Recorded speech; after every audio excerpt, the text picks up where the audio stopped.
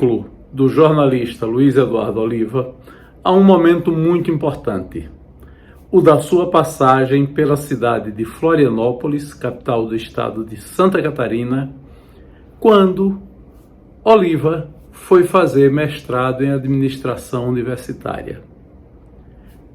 Fez o seu curso de mestrado na Universidade Federal de Santa Catarina. Estudou, se dedicou às leituras, se dedicou à pesquisa acadêmica, produziu uma dissertação de mestrado de excelente qualidade acerca das origens e do processo de organização da Universidade Federal de Sergipe e também viveu intensamente o ambiente de artes, de cultura, de música da cidade de Florianópolis. Coisas muito ao gosto desse agitador cultural que é o jornalista Luiz Eduardo Oliva. Neste vídeo de memórias, ele nos oferece um depoimento sobre este seu período catarinense. Vamos acompanhar o que diz o jornalista Luiz Eduardo Oliva. Quando eu cheguei lá em Santa Catarina, eu tinha ido fazer o curso. Me chamou muito a atenção daquela cidade, completamente diferente. É uma cidade de 200 e poucos mil habitantes, diferente de Aracaju, beira de praia, etc. Eu saí com a Anselmo tentando encontrar um lugar para morar. E saímos a pé. Já estávamos para desistir. Ficamos no hotel e a gente era de apartamento em apartamento, éramos classificados, a dificuldade, porque a gente precisava de um apartamento imobiliário. Até que na Almirante Lamego, ele já não aceitava mais, ficou cansado, e eu vou sair. Eu saí a pé, tal, encontrei e disse a ele, olha, tem assim, assim, assim. Aí fomos, tanto que na época ele até disse, não, como você foi quem teve mais coragem, você escolhe o melhor quarto. Eu escolhi o melhor quarto. Eram quartos bons, 2 quartos, não eram, tinha 1, 2, 3, 4 quartos, um quarto de empregado. E moramos eu e Anselmo inicialmente, depois Anselmo levou o filho dele, Ricardo, grande garoto, e Anselmo sempre mais ligado ao conservadorismo, os amigos militares, etc., e eu com cabeça diferente. Então ele tinha uma opção de livro, de arma, que estava para os filhos, etc. E eu comecei a dar para Ricardo os livros do Bitnik. E Ricardo, hoje, é professor de letras da Universidade Federal do Sergipe, é francês, e cada um garoto espetacular. E aí fomos morar, eu, Ricardo e Anselmo. No ano seguinte, Neilton fez o mestrado, foi morar Neilton. Teve Hilton Borba também, que era um amigo meu que morou um tempo com a gente. E eu vou para os primeiros dias de aula. Quando eu chego no primeiro dia de aula, eu vou encontrar uma instituição, uma coisa completamente diferente. E aí sim, aí eu viro estudante profissional. Eu vou estudar lá e as aulas é o seguinte, de manhã a gente tinha as aulas, no começo do ano, vem o inverno. No inverno, nós compramos uns aquecedores bem simples, que era uma espécie de calota de Fusca, ao contrário. Ele tinha uma coisa que era espelhado e ele aquecia para a gente, né? Eu me lembro que estava começando a ideia da AIDS. Uma vez eu fui fazendo a barba de manhã, quando eu olhei, estava com a perna toda embolorada. Eu achei que era alguma coisa das noitadas, das saídas que já comecei. Quando eu percebi é que era o calor na perna, eu botei a outra até ficar empolorada também do mesmo jeito. Porque o frio era tanto que a gente nem sentia. Então a gente já saía e ia para a aula. Quando chegar na aula, eu encontrei logo 2 vertentes de professores. Um deles, maravilhosos, que eram discípulos de um sujeito chamado Alberto Guerreiro Ramos.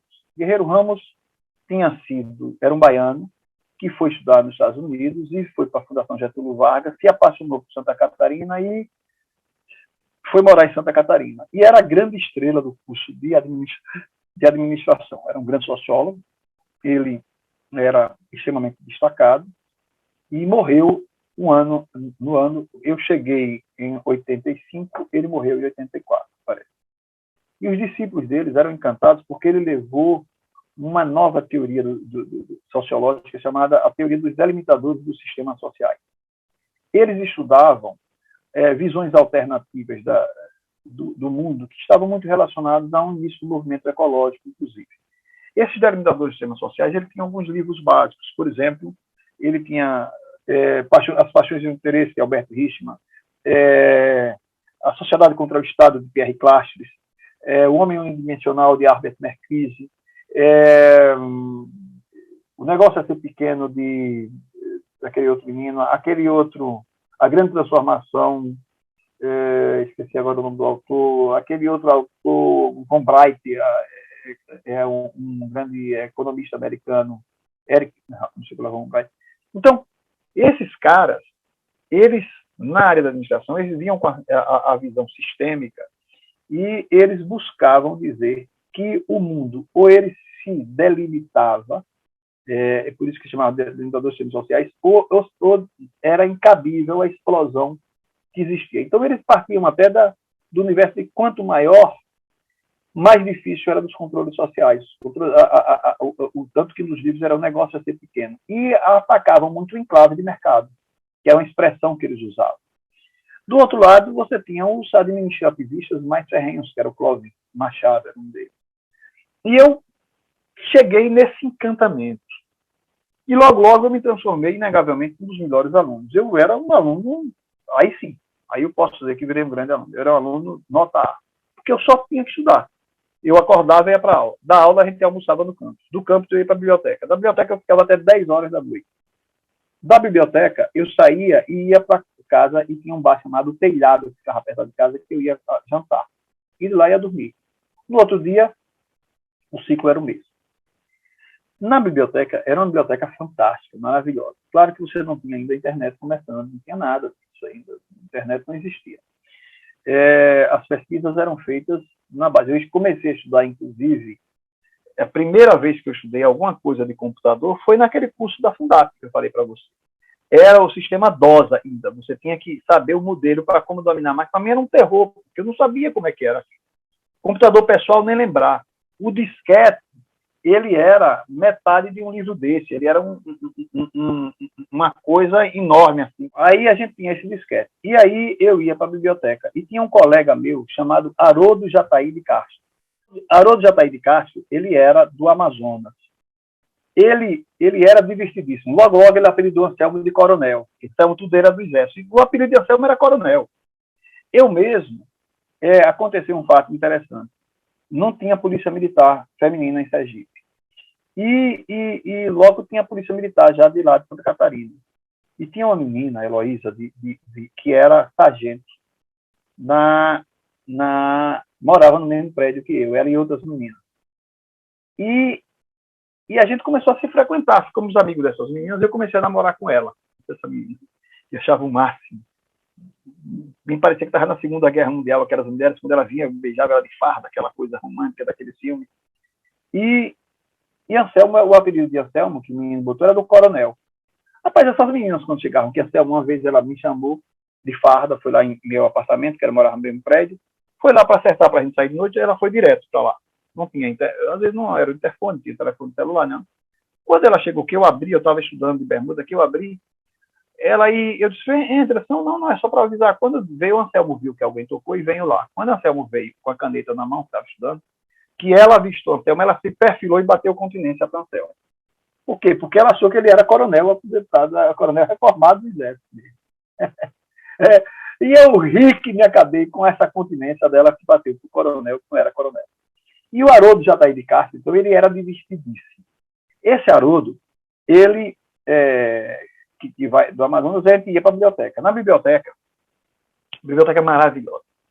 Você não tinha internet, não tinha coisa nenhuma. A biblioteca era no livro mesmo. Eu comprava muitos livros mesmo. Eu comprava livros na livraria da própria universidade, uma boa livraria, ou ia para a biblioteca. E, normalmente, eu não pegava livros na biblioteca porque eu passava o dia na própria biblioteca. E o que acontecia? Acontecia alguns casos interessantes. Um deles eu ia, toda vez que eu ia estudar, eu ia na estante dos dicionários. Era uma estante. Não tinha internet, não tinha nada, então ele tinha 50 volumes, mais ou menos, de dicionário. Porque cada estudante que podia pegar um dicionário. Então, ele precisava ter muitos dicionários. Eram os dicionários do Aurélio Grande. Eu também tinha um dicionário, eu me lembro de um dicionário algumas coisas que eu vi. Uma era, nessa parte do dicionário, era um dicionário de filosofia. Eu li muito sobre a Escola do Recife nesse dicionário.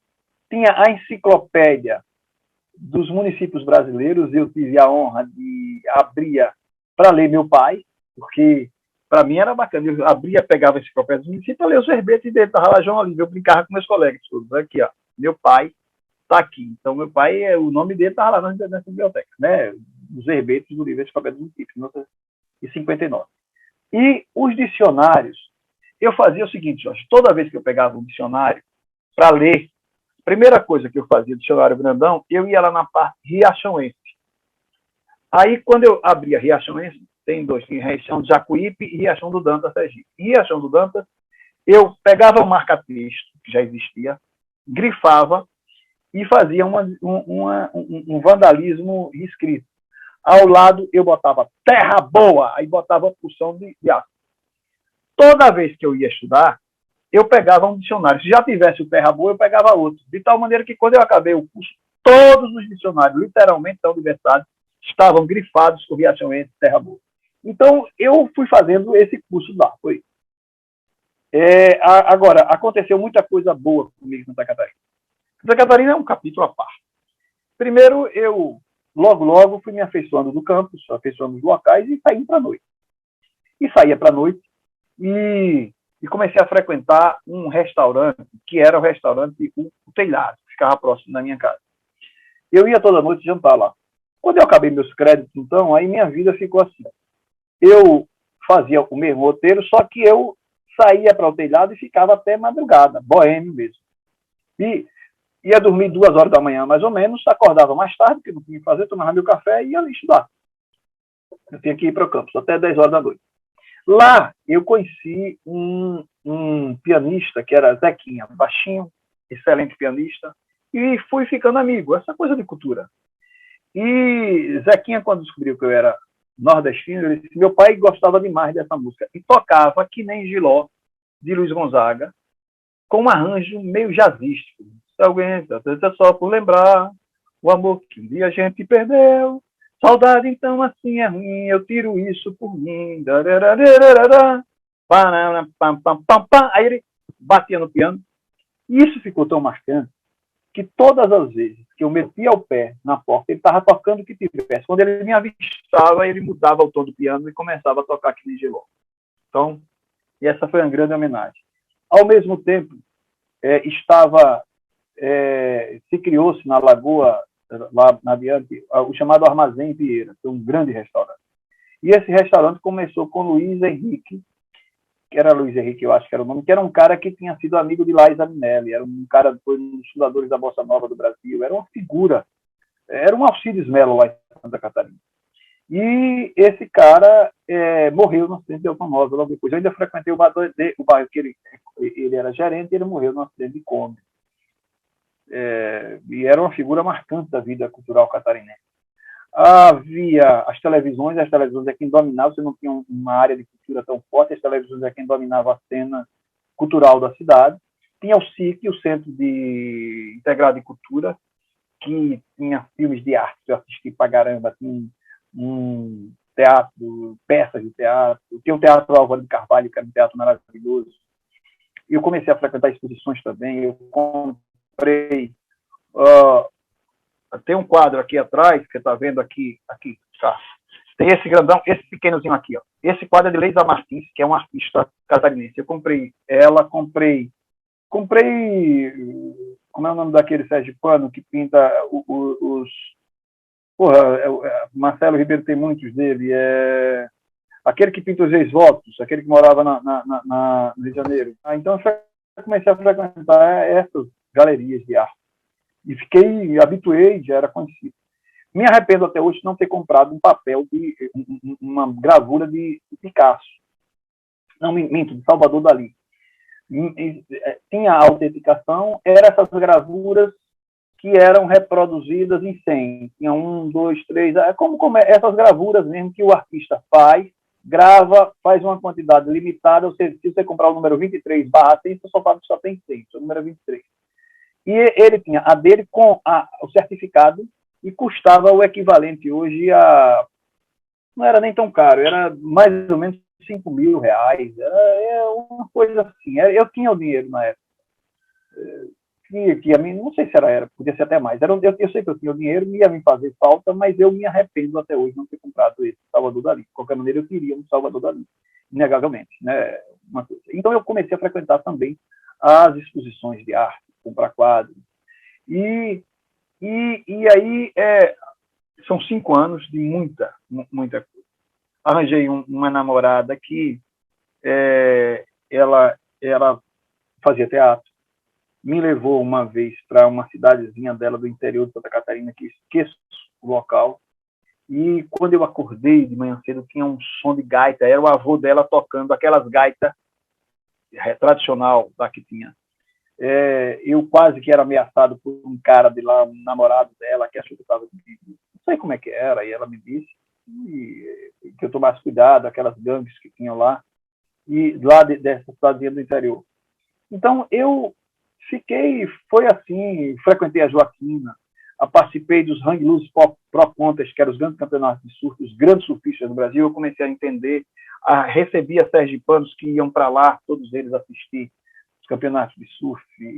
Me lembro que a gente, na Joaquina, tinha tanta mulher bonita que você dizia, qual é a mais bonita? É a próxima. Era assim. Então, e a vida cultural, então, por lá. Havia o hino, havia também o amor à ilha. A ilha era linda, linda. É um dos lugares mais belos do Brasil. É a ilha de Florianópolis, que era a antiga cidade do Desterro. E pouca gente sabia que Florianópolis é uma imposição de Floriano Peixoto. Ali era a ilha do Desterro, não sei se você sabia disso, e Florianópolis, a cidade de Floriano. Floriano em Cunha, que era o marechal de terra, que a cidade fosse cidade de Floriano. Tanto que todo mundo hoje chama Floripa, muita gente chama Florianópolis, e não seguindo a regra. E tinha um hino que era muito bonito, que você ia caminhando e fazia um pedacinho de terra perdido no mar. Jamais a natureza reuniu tanta beleza, jamais algum poeta teve tanto para cantar. Eu me lembro dessa música que tocava um pedacinho de terra, né? Tua Lagoa Formosa, Ternura e Rosa, e quando você ia subindo para a Lagoa da Conceição, você tinha esse hino tocando, e enfim. Então, Florianópolis teve essas coisas todas.